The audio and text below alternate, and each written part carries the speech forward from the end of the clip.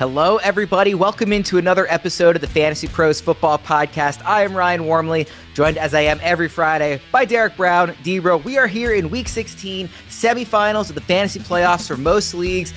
How many teams made it for you this far? How would you rate the success of your season? Where are we at right now going into Week 16? It's been a good year overall. I've got really a lot of I pushed away a lot of my regular season action and redraft. I still have some leagues and stuff. Like there's the home league that I dominate every single year. So that one's cooking. It's percolating for first place, loving the squad. But really a lot of it, I got a lot of best ball action. So I'm sweating some teams. I got some money on the way. So we'll see if the new year brings the quiche, Ryan. Fingers crossed for everyone. Our guest today doesn't even really feel like we should call him a guest because he's on so many shows all year long. It's Chris Welsh at Is It The Welsh on Twitter. By the way, D-Bro is at D-Bro_FFB. Welsh, I'll ask you the same question. How did your 2022 fantasy season treat you? It's actually kind of similar to D-Bros as well, where, normal leagues, I had a couple heartbreaks last week, if I'm being honest. I expand out the leagues that I play. I play a lot of different formats, and I think it really helps me just in being able to talk about it. So, I've got a couple IDP leagues. I've got super flexes all across the board. At the end of the day, Dynasty is always a great thing for me, whatever sport it is. One of my big ones I'm playing hard in this week, and I got multiple best balls. I went a little bit harder into best balls in the draft season this time, and I'm playing it up into the final weeks here. So I think a lot of my cash is actually going to come from best balls this year. I'll have a little bit of heartbreak and hopefully a little bit more cash after fantasy football's all done. Welsh, I'm looking forward to the show. We went all year without being on camera together, now twice in the same month. How lucky are we? We get to finish strong, doing some shows together. It's going to be a fun time. I gave you their Twitter handles. I'm at Ryan Wormley on Twitter. Also, we can be found everywhere online at Fantasy Pros. Before we jump into the slate, I want to actually bring up with you guys, this is such a big week for weather. There is brutally, historically cold weather across the country, major storms across the country. D-Bro, I know we've talked about on shows before how being a fantasy analyst is almost like being a meteorologist, where people always make the comparison, well, they get everything wrong and it doesn't matter. As you said, and I would agree with, I think fantasy analysts are a little more accurate than meteorologists more often than not. But just going into this weekend with weather impacting so many games across the country, what do you most pay attention to? Is it rain? Is it bitter historic cold? Is it snow? What are you paying attention to when it comes to the weather forecast in Week 16?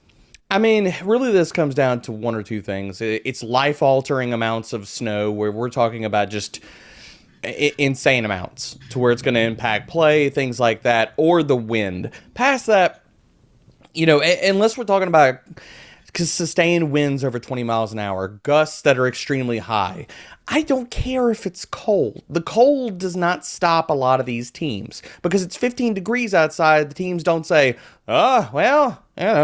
forget passing this week. Ball's too cold to catch. I don't worry about that part of it. But I think you're looking at other parts of the elements and things like that. We should at least discuss some of those things. But in the totality of it, I think overall people freak out about the weather so much. Even when I put out the primer, people are like, well, you didn't talk about the 50-mile-an-hour winds. And I'm like, well, because if they're short passing, is it going to impact it that much if we're talking about them throwing deep? So I'm much more of a weather fader than I am more inclined to freak out about it. Welsh, do you worry about the cold? You're an Arizona guy, guys who grow up in the warm weather. Lamar's not playing this week, but a guy like him who's from Florida, he played his college ball at Louisville, in the cold weather the first time. Tua, that was talked a lot about last week. Hawaii guy, played at Alabama, Miami, had to go up to Buffalo. Does that concern you at all? I got to be honest with you, and I'm saying this a couple times, and I apologize in a couple different places, but I went up north here locally just yesterday because there's snow up north out here in Arizona. And it was about 20-something degrees out here. Our pipes froze in this camper we had. It's the coldest I've ever been in. I've never had been in weather under 30 degrees, which is going to be wild to some of you because I'm a West Coast person, California and Arizona my entire life. It was the coldest ever, and my son happened to bring a football with us, and we played, and 2 catches in, I was like, oh my God, my hands hurt. So yes, cold does have an effect if anybody is like me and never been in the cold whatsoever. But at the end of the day, is it game altering for it to be really cold? No. I calculated looking at the current weather report. It looks like there's 10 games projected to locations to have an under 20 degree weather. 7 of those are non-dome. So you have 7 that are outside.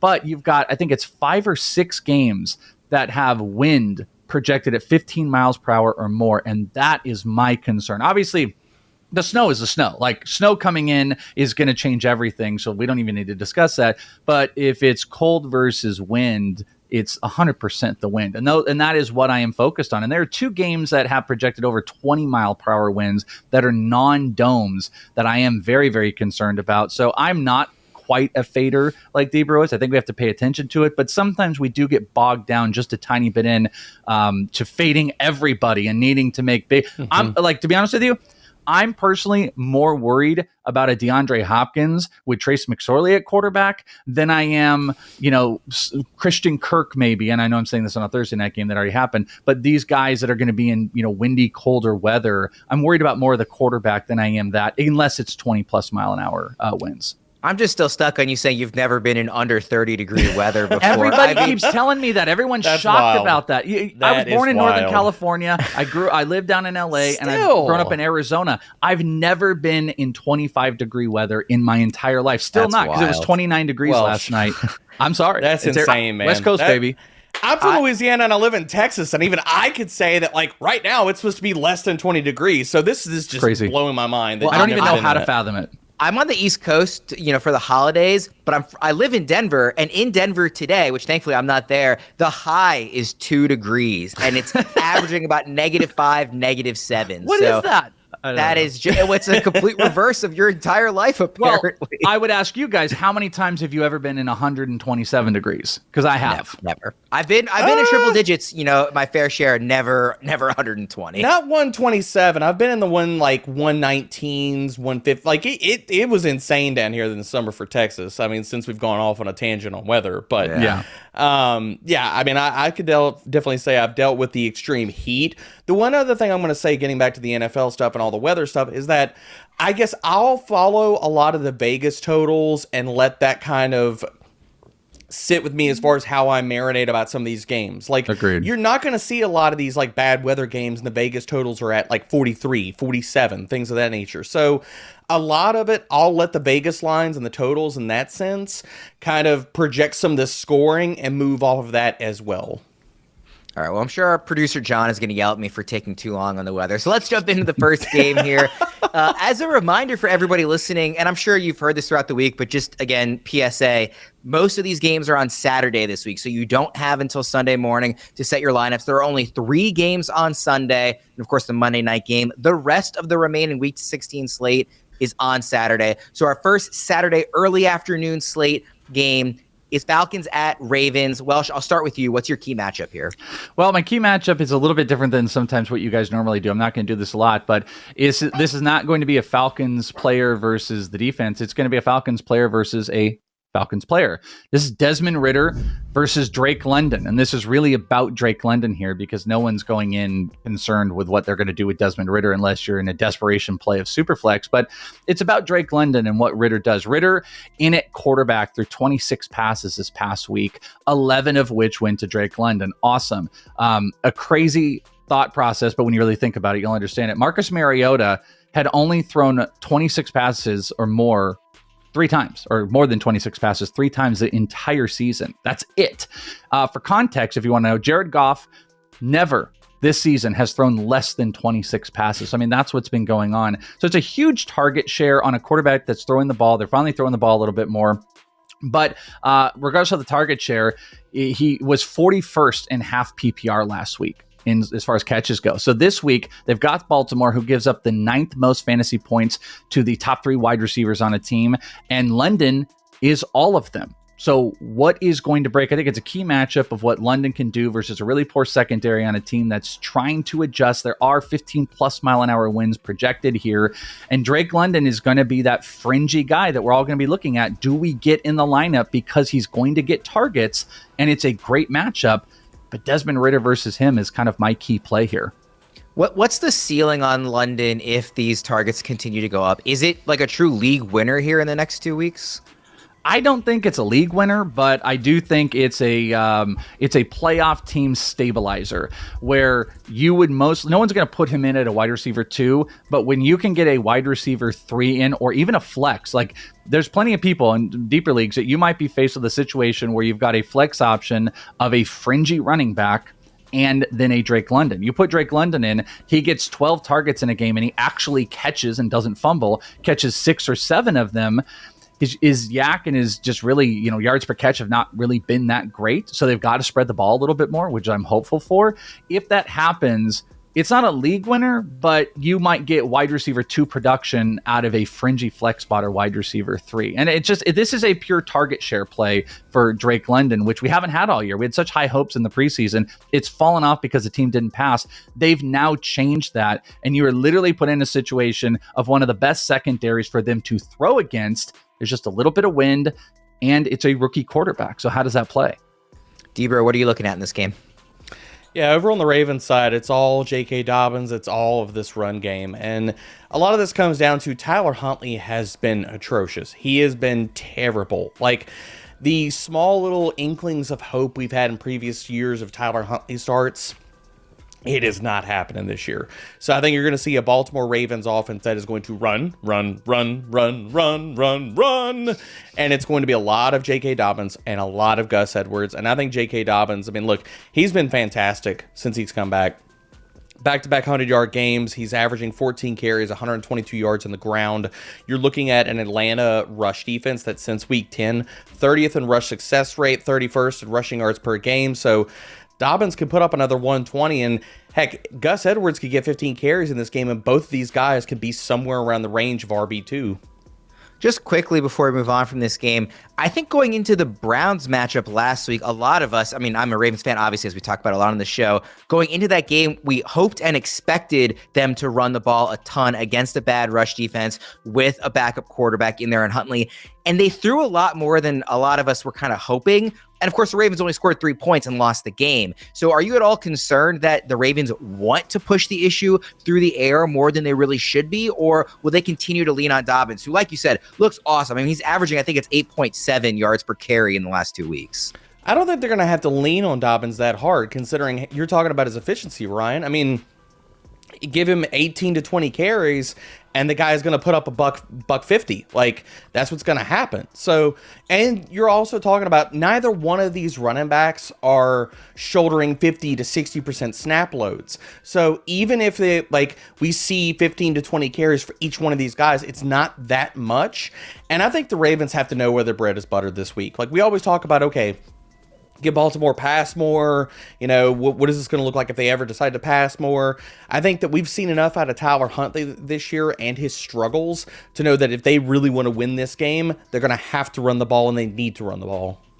Before we get to the rest of the slate, I want to take a very quick moment to tell everyone about the Betting Pros podcast. If you're into sports betting, then I urge you to check out our Betting Pros podcast. Every week, Matthew Friedman, Thor Nystrom, Pat Fitzmaurice, Scott Bogman, Joe Pisapia, plenty of others, sometimes Welsh too, bring you the analysis on players, teams, coaching habits, trends that you need to make the most informed bets. With great insight, a touch of humor, and strong, diverse guests, we guide you through each week in the NFL and college football and shed light on what the best bets are and how you can take advantage of the market's movement. You can check out our Betting Pros podcast at bettingpros.com/podcast or wherever you listen to your podcasts. Welsh, I'll start with you on the next game too. Lions at Panthers. So I'm looking at both of the running backs. I know that's kind of like a duh situation for Detroit. Like, hey, these guys are one of the more important pieces, but a lot of that is coming from how they've been scoring. Since week 12, DeAndre Swift has been the 22nd scoring running back in half PPR, where Jamaal Williams has been the 35th scorer. This past week, we got Swift back for the most part of what you were hoping for, but it leaves a little bit to be desired, which is ultimately what I'm getting at. But you also saw this uptick in snap count from Justin Jackson. So I say it's Swift and Jamaal Williams, but Justin Jackson last week had a 32% snap share. DeAndre Swift was number 1 at 40. Jamaal Williams had less than Jackson, but there was a special teams issue going on with Justin Jackson as well. So ultimately, it's about what this team is going to want to do on the ground, and how Carolina is going to give up as far as receiving yards to running back, which is a little bit less in the league. And when they get into the red zone, we know this is going to go to Jamaal Williams. I think Detroit is going to be able to pass on this team, and it's how much is this team going to get it on the ground, and how much are you really going to get out of DeAndre Swift? So at the end of the day, you're probably not in a situation where you're going to consider not playing these players, but let's not pretend that there isn't that opportunity for people out there and whatever type of pickups they have gone through with during the year. I mean, DeAndre Swift is not a slam dunk. Jamaal Williams, with all the touchdowns, is not a slam dunk. And I think this is a really, really key matchup, because I think what you look at is you look at Carolina and just how bad they are in general, but you've got to compare it against how bad they're going to be against the run. And they give up less than 100 yards on the ground. They give up less than 27 yards receiving to running backs.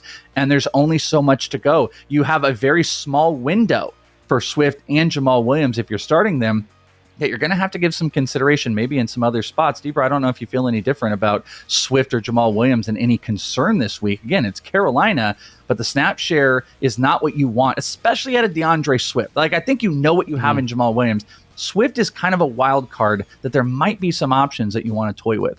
So I'll push back on Swift just a little bit, Welsh, only because of DeAndre Swift is not on the injury report. Sound the whistles, blare the horns. He's not on the injury report this week. And the last time we saw that, the dude was a top 5 running back. We saw his snaps, his usage, his targets all go up. So I'll push back a little bit that I'm in on DeAndre Swift this week, that I think that he takes over more of this backfield, considering they ramped up his work. He was dinged up, then he was back on the injury report, then he went back down, then we saw more of the Justin Jackson show. I think we could get like 50 to 55% DeAndre Swift this week. If that happens, top 15 running back, we'll see, man. I'd love to see it. 21-degree weather going to be out there. 11-mile-an-hour winds. Obviously, going to want to keep it low.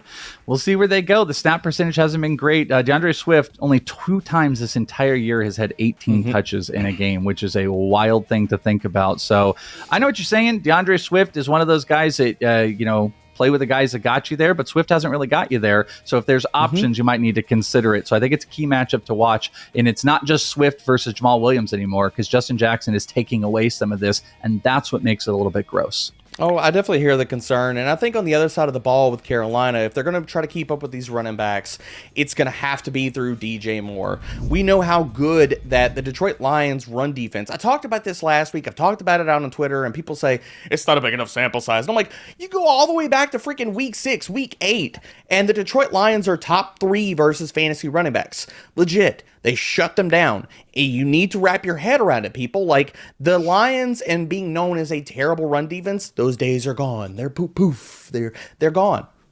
That is a yesteryear thing. So I think if you're talking about the Carolina Panthers moving the ball, it is going to have to be with DJ Moore this week. And DJ Moore with Sam Darnold, 27% target share. 50% end zone target share. In 2 of the last 3 games, he's been wide receiver 11 and 16. So I've got DJ Moore comfortably as a wide receiver 2 this week. I think that he could smash. And versus a Detroit secondary that's given up the 11th most fantasy points per game to perimeter wide receivers. Debro, in ECR, DJ Moore is wide receiver 29 in half PPR. Obviously, you're higher than that. Where exactly do you have him? I'm pulling on my ranks right now. Last time, I think the update, I had him at wide receiver 20. I have him at wide receiver 22 right now, right behind Mike Evans and Devontae Smith. So, and I could make a case to push him a little bit higher, considering we talked about Christian Kirk dealing with some of the weather stuff. Christian Watson is dealing with the ghost of Aaron Rodgers. So you can make a good case that DJ Moore should be a strong wide receiver 2 with, honestly, wide receiver 1 upside this week. Of course, anybody who drafted DJ Moore where they would have had to have drafted him, maybe not alive in the playoffs anymore. No, they're probably sitting at home saying, where was this all year? Yeah, if you had enough other good picks, then take that advice, but otherwise might not matter. Let's move to Bills at Bears. Welsh, I'll start with you again. All right, so this is one of those games. I know we can talk about weather and Debro can fade and we can all talk about it, but this is one of those games. It is projected to have 5 degrees, cloudy, and 22-mile-an-hour winds. So let's not pretend like that's not going to be something. What does that mean? That means we can look to the ground a little bit more. So I'm going to go over to the Bears side, and I'm not going to take, this is another one of those where I'm not going to take the Bears versus Buffalo's defense. It's in consideration, of course, but both these teams are just going to have to run also what passing game do the Bears have. But here is my concern, and this is the versus. This is Dave Montgomery versus Kahlil Herbert. I think this is something we need to think about. Dave Montgomery ranked 32nd at running back weeks 1 through 10. Montgomery ranked 11th at running back weeks 11 through 15 without Herbert. With Kahlil Herbert in the lineup, Dave Montgomery averaged under 50 yards, 48, just under 13 carries, under 4 yards per carry, not even a touchdown, 0.2. Without Kahlil Herbert, he was at 14 carries a game, 65 yards, almost 5 yards per carry, and almost a touchdown. Plus, his receiving yards were up. He was just under 100 total yard player with Herbert not there. But with Herbert there, it's not a slam dunk. The Bills team giving up 88 yards to running backs and ranking 11th in least fantasy points given up to running backs. So it's a good run defense. This is critical not only for the team, but for fantasy owners in how you are going to be approaching David Montgomery this week. Yeah, just like if you had to put a number to it, like a percentage, how much workload do you think we're going to see Kahlil Herbert get in his return? I mean, that's the big key. I would, in a normal sense, one of the things that happened every time I would watch the Bears, and I talked about this all season, was like, you would see like Montgomery run, blah, blah, blah. You turn your head, you come back, you'd see a guy run. You're like, whoa, look at that run. That was explosive. You're like, oh, it's Kahlil Herbert every single time. So like, I think Herbert is the better back.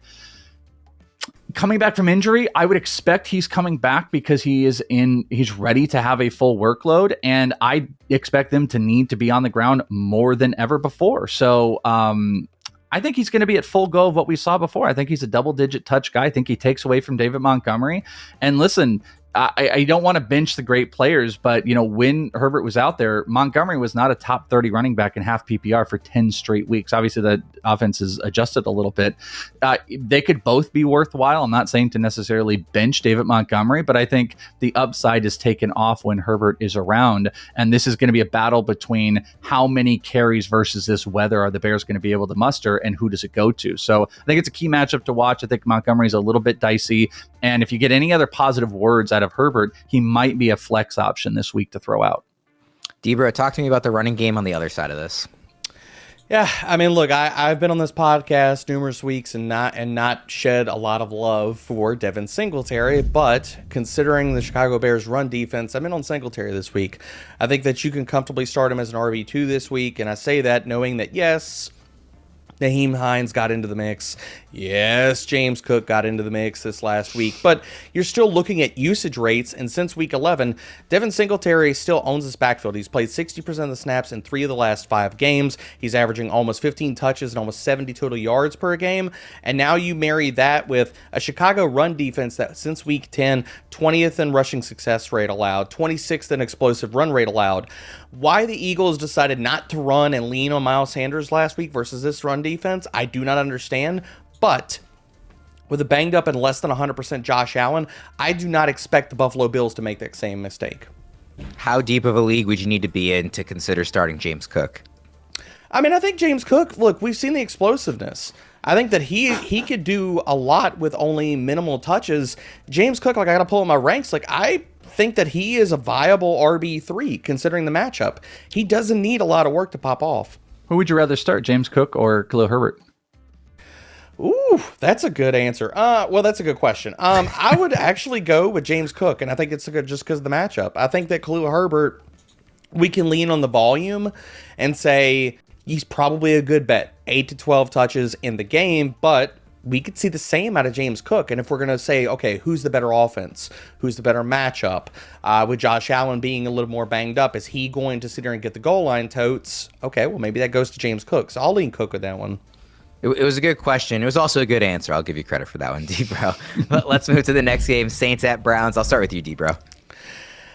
This comes down to Cleveland needs to run the ball, and golly, I sound like a run savant, a run stand. I sound like Troy Aikman here, like, team's gonna run the ball every single game. Like, I'm not trying to tell you this in every single matchup, but if we look at how bad the Browns have been since Deshaun Watson has come back, their passing game has struggled. And this all comes back to Watson, who is playing terrible. He's playing really bad football. And a lot of this comes from rust, not having the rapport with his wide receivers.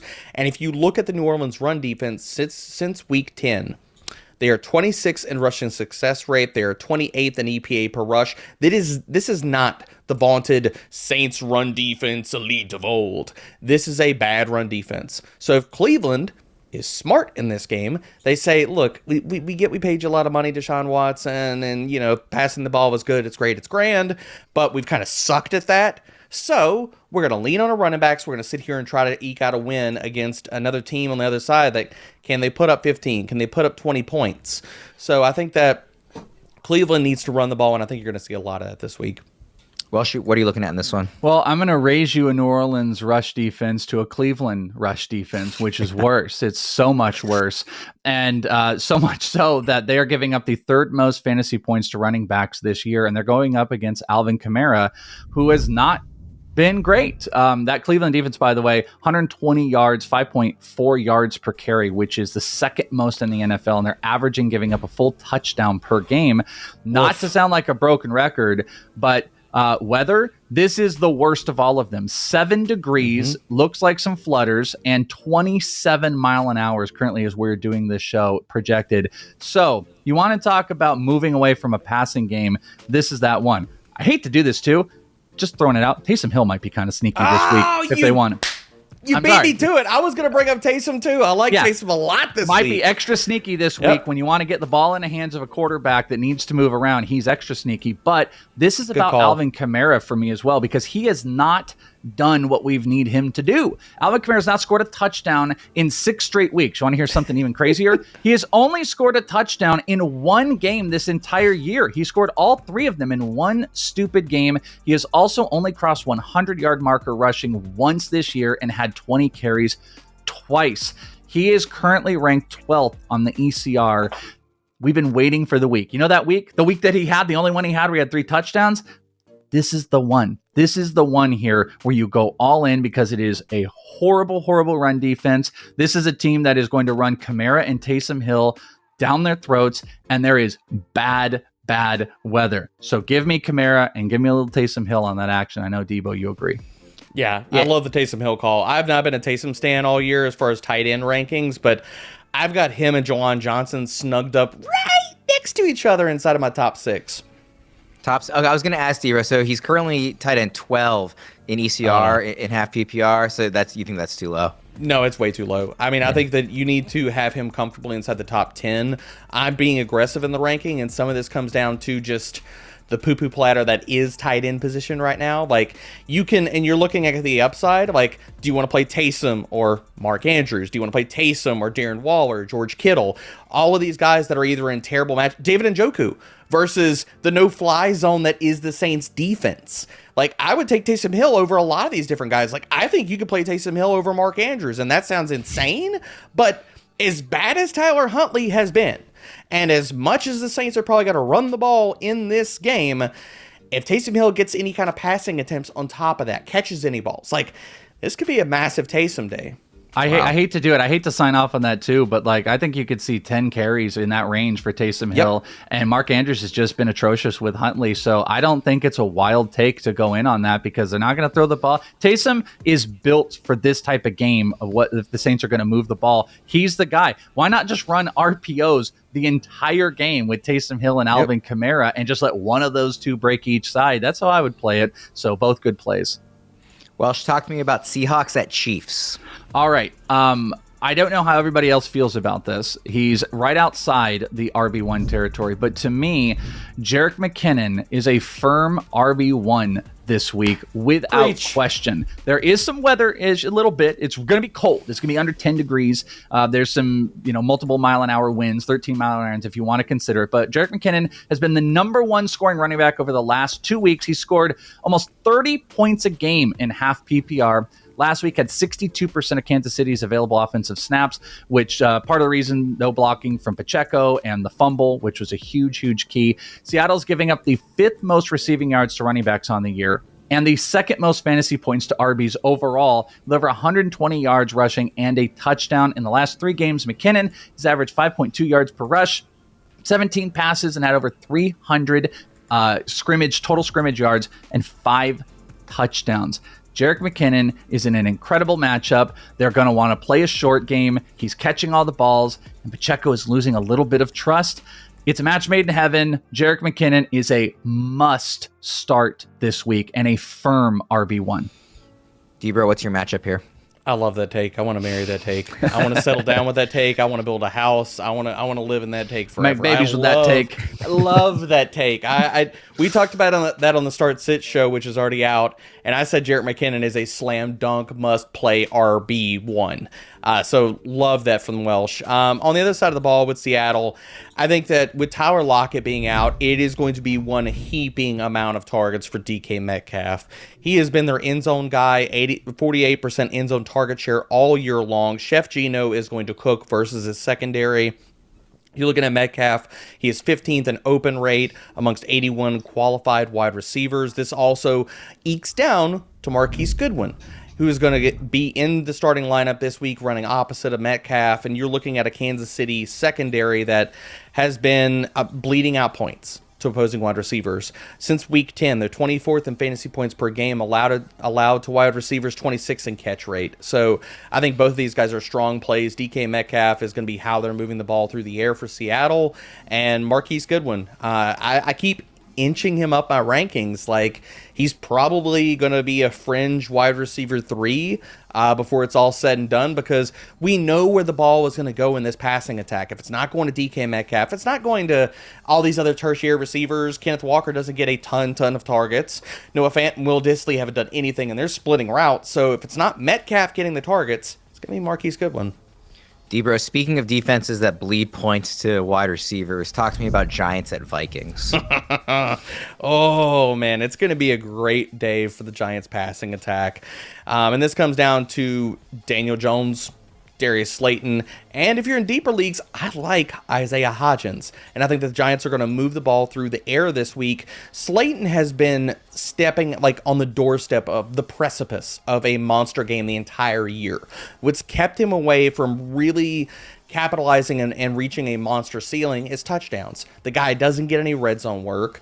All of his touchdowns are, where we see touchdown equity. He has to break off big plays, and he can do that versus this Vikings secondary. Since week 7, Darius Slayton, and I don't think that people really understand, because he hasn't had the touchdowns to really give him these massive spike weeks, and where everybody's like, oh, I love Darius in fantasy. People are not like just oohing and ahhing over having to start Darius Slayton, but if you look at his volume, we're seeing the floor for him on a weekly basis. Since week 7, and that's kind of when he hit the starting lineup, this man is tied 20th in receiving yards with DK Metcalf. I don't think a lot of people will be out there saying like, oh yeah, he's got the same receiving production as DK Metcalf at this point. He's 11th in yak per reception, which is really important because the Vikings can't tackle at all. They've been top of the league in yak allowed all year long. So I think the Giants are going to get it done through the air. I think it's going to be Darius Slayton, and I think it's going to be Isaiah Hodgins. Welsh, what do you have here? It's an interesting thing also that you throw in there, because if the Giants are going to be competitive in this because their defense has struggled, that means that you're going to see a Vikings team that is going to have to play more in the air like they like to do. There might be a decent matchup for Dalvin Cook, but I think this is going to be all about Kirk Cousins versus that secondary. We saw a very, very slow half last week. Actually, my playoff hopes, our buddy Bogman, I had texted him because I was like, oh my God, I got Kirk Cousins and Justin Jefferson in the half. And I'm like, I'm going to lose. Are they going to do anything? And they went bonkers. And that's what we're looking at with Kirk Cousins. KJ Osborne had a huge step up. I'm also looking at what he's going to be able to do with TJ Hawkinson. But that Giants defense has also faltered a little bit as of recent. They were kind of in that top half as far as fantasy points given up to quarterbacks throughout the season. But over the last couple weeks since week 13, they've fallen into the bottom 10, giving up the 23rd most fantasy points. So that's inside. I think it's the 9th most fantasy points given up to quarterbacks overall, around 250 yards, around 2 touchdowns, and that is Kirk Cousins overall in those 1 p.m. games, over 270 yards, right around 2 touchdowns. This is a great spot for him, but it's a huge matchup, and can he repeat what they did last week? You could also argue maybe what role KJ Osborne plays in, because people are going to be very, very tempted to put him in the lineup. I think most people have, and even Debro's face right there kind of says like, hey, you don't want to do it, but hey, listen, if the Giants are competitive and moving the ball, I'm not signing off on it, but I'm not dismissing it completely, because I think they're going to be doing a lot of their work in the air with Kirk Cousins versus that secondary. Yeah, Kirk Cousins and 1 p.m. games, just a match made in heaven. Let's move to Bengals at Patriots. Welsh, I'll start with you here. All right, Bengals and Patriots. I am looking at both of the wide receivers. I'm looking at Chase and Higgins versus New England's pass defense. Another one I'm throwing out, under 20 degrees. You got double-digit mile-an-hour winds. New England's giving up the 8th least fantasy points to wide receivers right now. The average is about 11 catches, just under 150 yards, and on average is like for the top 3 wide receivers. But you've got great ratings when you look over at PFF on the wide receiver cornerback matchups. Both of these wide receivers are locked into top 13 overall matchups versus those corners if you go and check them out. So their ability to pass versus a strong New England defense, New England's bread and butter is stopping the run. So if they're getting the ball back out, you're looking at overall health. T. Higgins has been scoring touchdowns again. Tyler Boyd doesn't exist anymore. So it's about these two thriving and not worrying about the running back. I think there's a decent consideration to having some major fading on Joe Mixon this week. And whatever they get done, though I do think it's going to be a struggle on both sides, the matchup is going to be a bad defense that actually still works well for both of those wide receivers. So no one's going to have any hesitation on Jamar Chase, but T. Higgins is ranked very, very well on ECR this week, and I don't think you should second guess it. I think that's the thing. I think you can see where he is. I believe it's like 15 on ECR. That might throw a lot of people against a New England defense, but don't throw him back out there, because they're going to sling the ball and he can continue that touchdown run. Very quickly, Welsh, Tyler Boyd, any interest? Nope. Zero interest in Tyler Boyd. Doesn't exist to me. I'd rather, Isaiah Hodgins sounds better to me than Tyler Boyd right now. All right, Debra, what do you have for me? This all comes down. I mean, the Patriots' offense has been abysmal. It's been terrible. Mac Jones is playing bad football, and I don't even know if I put that all off of Mac Jones, but outside of just the play calling in New England, it has been terrible all year long. But this all comes down to Rhamondre. This comes down to Rhamondre Stevenson. If the Patriots are going to move the ball, we've seen he's been the most consistent playmaker in this offense, and the problem here is that the Bengals' run defense has improved. Since week 10, they're 10th in rushing success rate, 5th in rushing yards per game, and 4th in explosive run rate.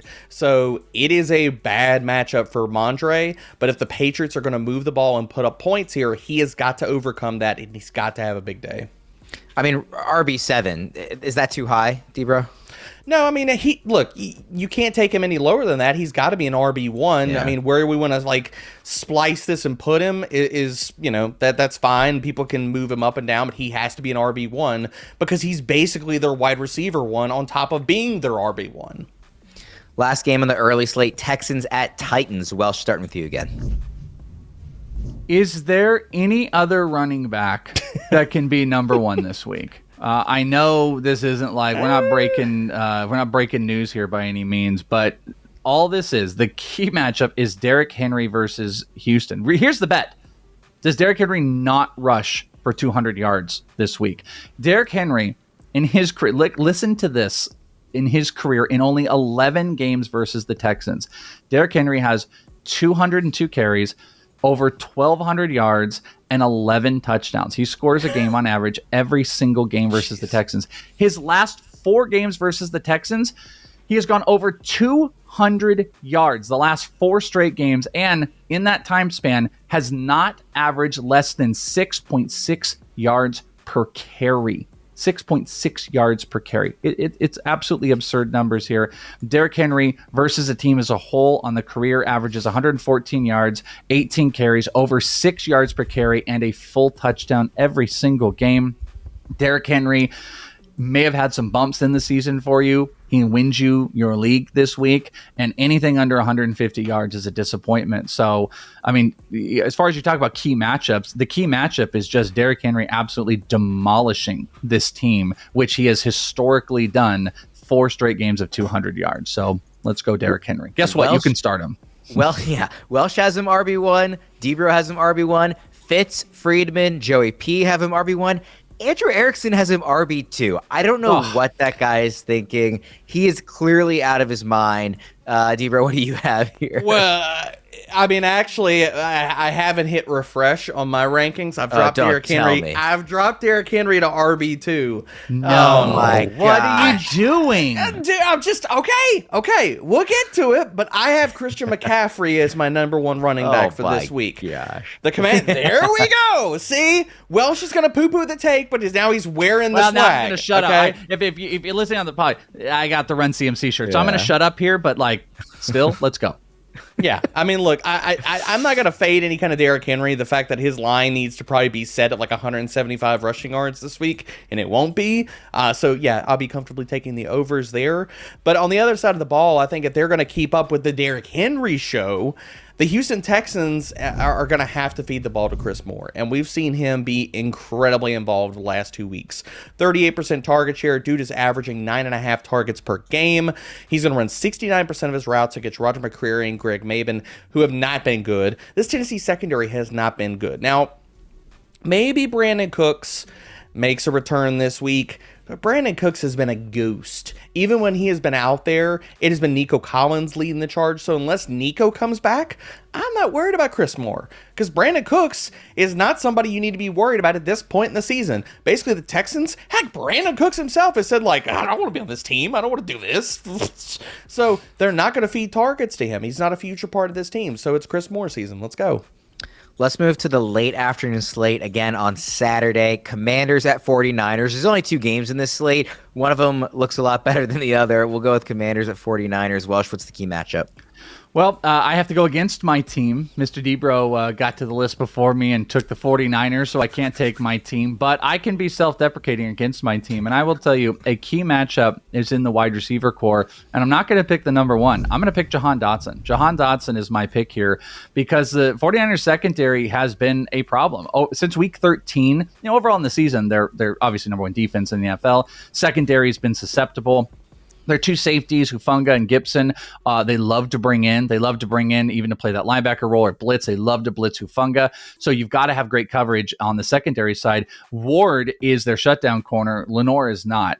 And Dotson's going to be in that role. And since week 13, the 49ers have given up the 10th most fantasy points to wide receivers, which might surprise people. A full touchdown per game. And when I say wide receivers, it's the main 3 core of wide receivers, which Dotson is in this case.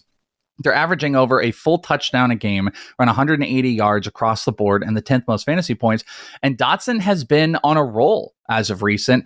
9 catches, 15 targets over his last 2 games, 2 touchdowns. It looked like vintage early season Jahan Dotson. He is the perfect type of player that will break the 49ers. The 49ers in the middle are going to have great coverage with Fred Warner, so they're not getting beat with tight ends, especially not in Washington.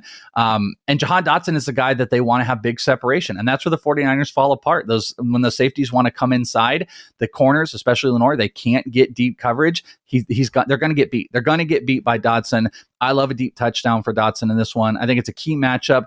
McLaurin can definitely have a good day, but Dotson, a guy I think is going to be super sneaky and is definitely a playable wide receiver 3 this week.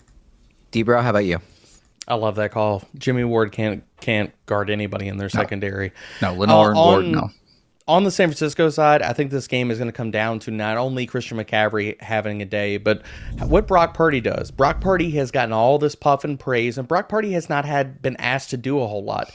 He is going to be asked to do a lot this week because the Washington Commanders' pass defense is not this pushover. People need to get past that. Like any kind of narratives or thoughts that you have that the Commanders are a good run or pass defense to face, it is not the case. Since week 10, they are 3rd in success rate per dropback, 2nd in EPA per dropback, and they're allowing the 2nd fewest passing yards per game. And they also will bring the pass rush. They're 7th in pressure rate. Purdy versus pressure has been bad.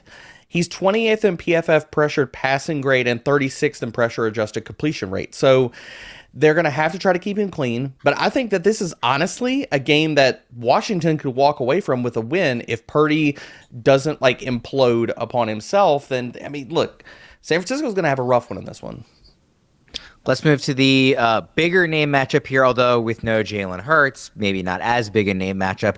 Eagles at Cowboys. Welsh, I'll start with you. Yeah, I mean, I think that there's a gajillion key matchups for Dallas' side when you're looking at what they're going to need to do to succeed. But I think we've already seen what they can and do as far as the running backs go and how they can separate those guys. So I'm going to come back to CeeDee Lamb. CeeDee Lamb has been the 6th highest scoring wide receiver all year. He's been the 5th if you just count up to week 10, but 13th since week 12. So he's fallen off a little bit. Philly is giving up the 10th least fantasy points to wide receivers, averaging around 125 to those top 3 wide receivers. And they're in the top 10 in least receptions given up. CD has only caught 1 touchdown over the last 5 weeks. And as far as rating go, it's not in his favor. It is an average rating on the PFF wide receiver cornerback matchup. But I mean, we're talking a rating that's lower than the Titans wide receivers that are coming into. So, they're going to be able to run. They're going to move the ball in short field, but how are they going to be able to get the ball to CeeDee Lamb? I think that's going to be a big key. I'm not giving you something that's like, hey, CeeDee's this, but I'm a little bit concerned about the overall usage that he's going to have in this game. But I obviously know you guys probably aren't going to have something you're going to be able to replace him with or really looking to replace him. And I haven't even looked on ECR where he's faced, but I'm a little bit worried about this. The thing that does work back in his favor that kind of counters this, CD's ranked 8th, by the way, in half PPR on Fantasy Pros ECR, is that the Eagles offense is in big question right now. Jalen Hurts last week had one of the most absurd things I've ever seen where he was the number 1 quarterback in fantasy for that week, and he had 0 touchdowns and 2 picks. Like, I've never seen that before. That's how this offense has been built off of. And now you put in Gardner Minshew. I'm not a big Gardner Minshew guy. I know there are some that are out there that believe he's going to be able to really, really move the ball. And maybe that's going to be the case. Maybe they're going to try to identify more of a passing game, which you can do against Dallas, which I can be in on. But if Philly struggles to move the ball and it gets back in Dallas's hands, there's only so much that's going to stop. And that's why CD kind of bumps back up a little bit, but I am showing a little bit of concern overall for him. So Welsh is not a Gardner Minshew guy. Debro, you want to talk about Gardner Minshew here. I think we have buried the lead. We have not talked about it and kind of thrown enough shade on mustache Minshew mania. Okay. So I'm going to bring this back to real life and reality here. Minshew is going to have a good game. I think that he is one of the best streaming options out there this week. If you were dealing with losing Jalen Hurts, just go pick up Gardner Minshew. This is Brock Purdy, but dropped into an even better offense, better offensive line, as good of skill players. And he gets a cake matchup this week. The Dallas Cowboys secondary is decimated. Outside of Trevion Diggs, their cornerbacks have all been hurt. Anthony Brown, gone for the season. Jordan Lewis, gone for the season. Since week 14, they have fallen off the map as a pass defense. 28th in success rate per dropback. They're 24th in yards per attempt. 23rd in passing yards per game. So all Minshew has to do is play Purdy point guard and be like, pew, pew, pew, A.J. Brown, let's go. I think he's going to have a good game. And I think that he could sneak into the top 12 if everything kind of coalesces in this game. Welsh, very quickly, did he change your mind? I mean, I'm fine. I'm not like the most anti-Gardner Minshew guy. Here's my positive. If they start throwing the ball, I think that's good. I actually really like Devonta Smith this week. I think Devonta Smith could be in a really good spot. It's fine. If you don't like jorts, just go ahead and admit it, man. It's not okay. The biggest jorts guy. I'm sorry. It's a West Coast thing. I would say that's also an East Coast thing. I do not like jorts. All Coast thing. It's an all Coast thing. Okay. Let's go to Saturday Night Football. Raiders at Steelers. Debro, I'll start with you here. All Najee Harris all the time, baby. The Raiders' run defense has been bad, and Najee has quietly picked it up. He's been running like a madman since week 10. He's 29th in yards after contact per attempt, 2nd in missed tackles force. This dude is also 8th in PFF elusive rating. So the Najee Harris we wanted all season, like why you spent a second round pick on the guy, and you were like, oh, workhorse, he's going to be awesome this year. We didn't see that. Now we're seeing that down the stretch, and the Raiders' run defense, since week 10, they've been middle of the road, and if Najee gets checkdowns, which he should, they should feature him in the passing game this week against a horrific Raiders run defense. That since the entirety of the year, this isn't even since like part of the year, they have allowed the most receptions per game, the most receiving yards, and the 4th highest yards per reception to running backs. So while we have not seen any of these games where Najee Harris does his best like CMC light impression, this should be a week where the Steelers say, you know what? we're not putting a lot of points up on the board. Let's just lean on Najee Harris. Let's feed him dump-offs and just let the man work. Welsh, what are you looking at here? Well, I'm looking at the wide receivers. Again, in the repeaty thing, you've got really bad weather. You've got some wind in there. I think the Steelers, there's obviously, motivation with the Franco Harris news. But, the Raiders, what they've got to do in this game is they've got to be able to pass. Pittsburgh rush defense has been pretty good. Here's another problem. Pittsburgh as a whole has been a team that you attack all year long in fantasy when wide receivers are going up against their secondary. It's been just a cakewalk. But since week 13 on, Pittsburgh is actually giving up the 5th least fantasy points to wide receivers currently. And you got Davante Adams in the ball and how the ball has been spread. We're not getting the mix you want. Matt Collins is interesting. There's kind of bad weather. You know who I kind of dig? Darren Waller back into it. He came right back into the mix, got his action in. I know this isn't earth-shattering, but there might be, the tight end position as a whole has been a concern. I don't know how far and deep they're going to be able to move the ball. So I like this idea, especially with that secondary that is really honed in on wide receivers as of recent. I think this is a really good spot for Darren Waller. I'm not afraid of Davante Adams, but Darren Waller is going to be a big matchup key here for the Raiders. Let's get into our first Sunday game, which is also our first pick in the over-under challenge. The over-under game is sponsored by No House Advantage, who are giving away $10,000 in weekly and season-long prizes, including a grand prize of $3,000. Check them out today at nohouseadvantage.com or download the app on the app stores. Use promo code PROS at sign up for a first deposit match up to $50. Our first over-under challenge of the day is Jalen Waddle over or under 12 fantasy points against the Packers. So be on the lookout for that as Debro shares his picks for Waddle and also for some of his other favorite over-unders from this week's challenge throughout the show. Listeners can find this at fantasypros.com/challenge. For now, we'll turn to Debro for his key matchup in Packers-Dolphins. So I'm actually going to take the under for Jalen Waddle here because I think if Dolphins, we've seen Tua struggle in recent weeks. So I think this is going to be a big game for the Dolphins rushing attack. You've looked at, and yes, I'm not breaking any kind of new ground here. We all know that the Packers run defense is bad. But what I want to tell everybody out there is that since week 8, Raheem Mostert, and we don't know what's going to happen with Jeff Wilson. Raheem Mostert could be the bell cow again this week. Since week 8, Raheem Mostert has been one of the most elusive running backs in the NFL. This dude is 5th in yards after contact per attempt. He's 14th in runs of 10 or more yards. So while I think it's the under for Waddle, I will be chasing Mostert production. I think that you can roll him in as a strong RB2 if Jeff Wilson is out this week. Welsh, what are you looking at here? One funny thing to look at, too, Green Bay, since week 13, they've given up the least fantasy points to wide receivers. So they've kind of honed in on that when you're focusing on that run game. I'm going to be looking at Christian Watson and his usage versus Miami secondary. This is crazy to think, but Watson has not had more than 4 catches in a single game this entire year. Also, Aaron Rodgers, I never would have thought I'd say this, has not had a 300-yard passing game this entire season. Miami's about middle of the pack as far as fantasy points given up, but Watson is given a below-average PFF rating as far as wide receiver cornerback matchups go. There's a lot of points to be had. 28 points per game given up by Green Bay are scored over the last 3 games, and Miami is around 21. So there's a lot of points to be scored. There's a lot of offense to be had. Christian Watson faltered last week. I'm a little bit worried that we've never seen that usage go up, but this might be the first week that they just absolutely slang the ball. And Christian Watson, even though there's a lot of fear, I'd throw him back out there and not worry too much so he can be the top guy. Watson is wide receiver 19 right now in ECR. Welsh, is that too high, too low, or just right? I think, as I say that, I think it's a little too high. I think like jumping in top 20 is a little rough, but this is a game where I think Aaron Rodgers, as far as like where you would rank him this week and want to play him, he boosts up. I mean, he's back in. He has not been he has not been a QB1 more than he has been this year. You know what I'm saying? Like, he has not been in that QB1 range. He's there this week. This is a place that you can do it because their defense, if it gets beat up and in Miami scores, Green Bay can come back with it. We've seen Miami give up some serious points here. So it's a little high, but I'd probably put, I hate to cop, but I think him and Lazard are probably both in that like mid 20 range.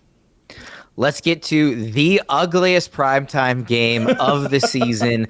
Broncos at Rams. This is the Nickelodeon game. This is the go spend time with your family on Christmas Day game.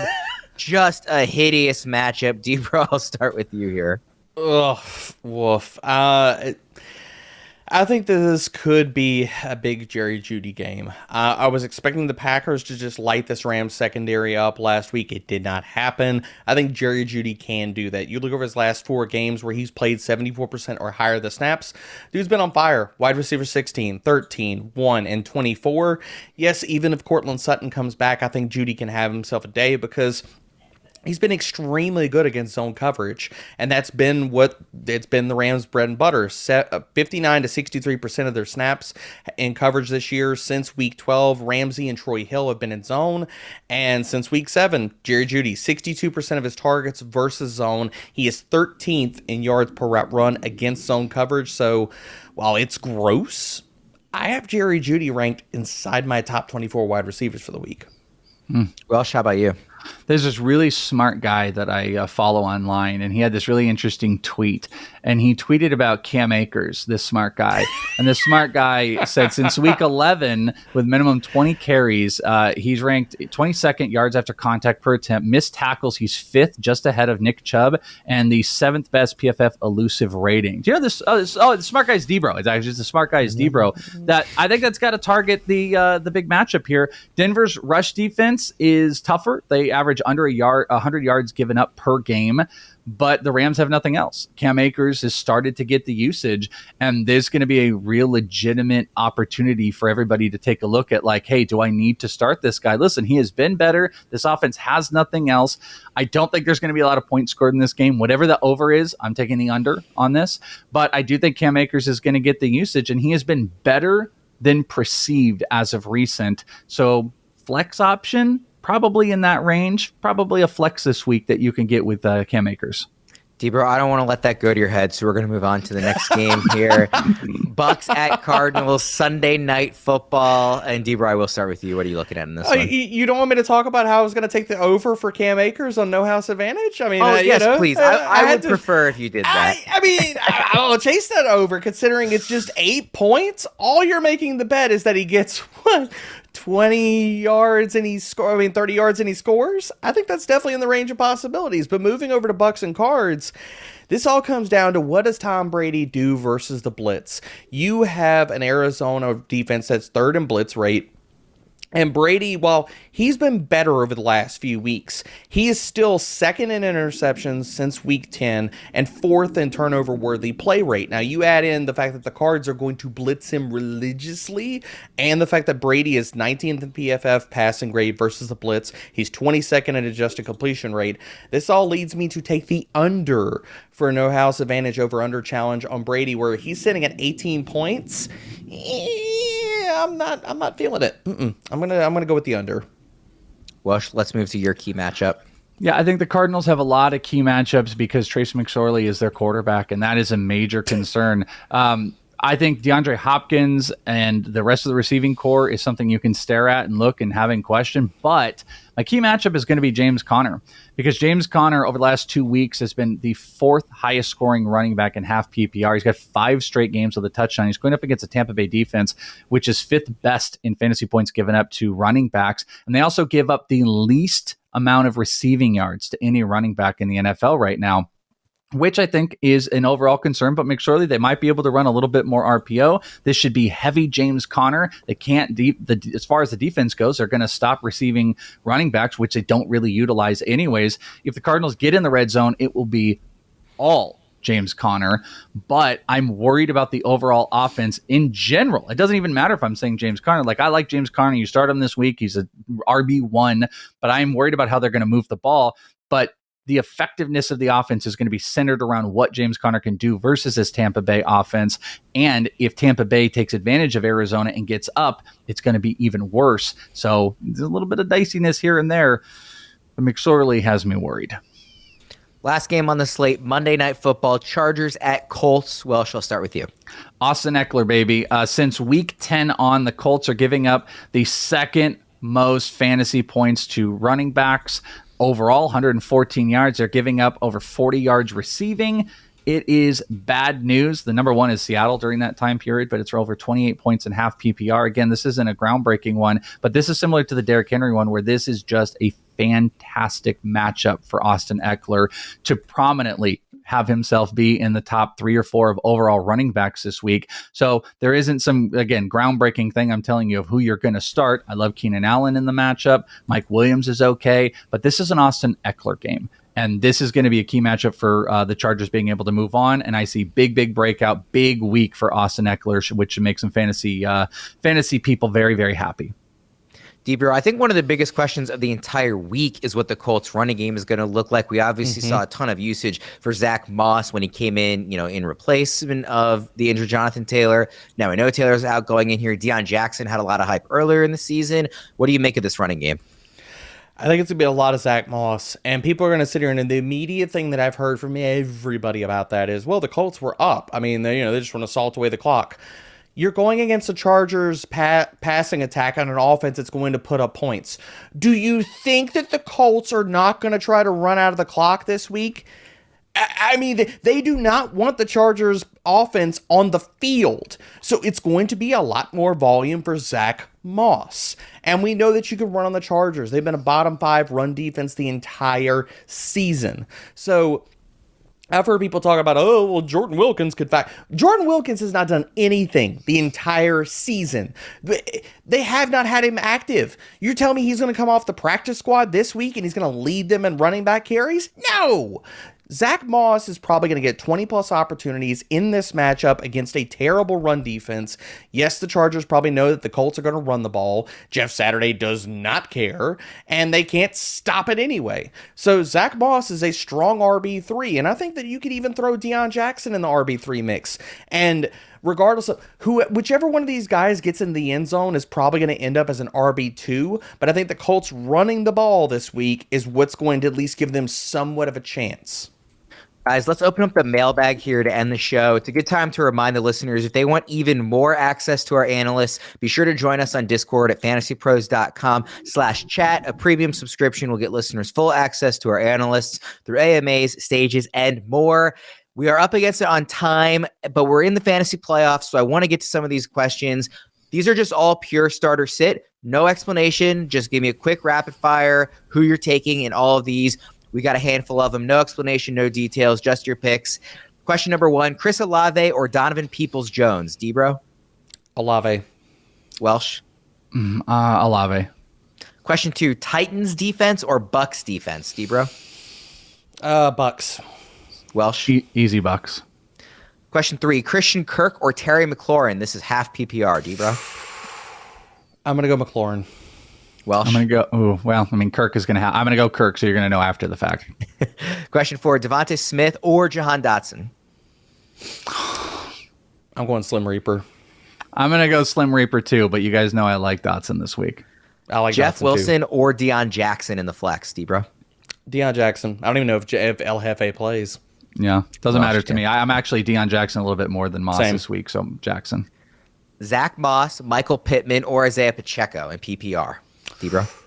I'm going to go Pacheco. The matchup is fantastic. Welsh? I'm going to go Pittman. DK Metcalf or Ezekiel Elliott? DK Metcalf. Sorry, excuse me. Also Metcalf. Adam Thielen or Brandon Ayuk? Thielen. Ayuk.